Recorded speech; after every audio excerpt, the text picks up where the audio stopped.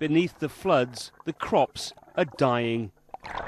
Much of Simon Beddoes' oilseed rape has been underwater since December. Not only is the leaf covered in silt, but it's starting to die as well. In the Thames floodplain, they expect this, but not for weeks on end. Already the loss in this field alone is running at £40,000. And Simon agrees with the experts who've told the government that more flood prevention work is urgently needed. It's basic river maintenance, so it's making sure that there's not vegetation in the rivers, on sandbars that there aren't trees allowed to grow, the banks are properly maintained, and desilting in areas where there are pinch points. So to dredge the whole river would be money not wisely spent.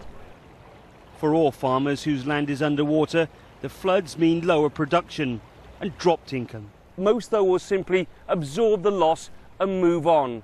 But many are facing an increasingly unpredictable future. Adding to the stress, the fact that some farms are flooded for the second year running. 1 in 100-year weather events are just impossible for any business to absorb. So the financial impact of this, as farmers actually go to the future, look forward, is going to be substantial. Brian Franklin and his grandchildren are feeding his cattle on hay cut last summer. But it's hard to see where this year's crop is coming from. Brian's grassland is 6 feet under, and the entire herd may have to go. Disaster.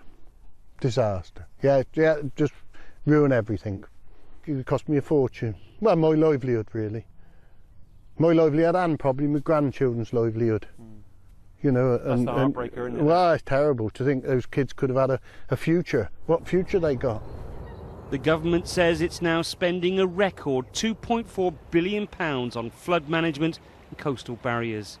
At issue is how best to target the money to protect homes, and businesses and farms too.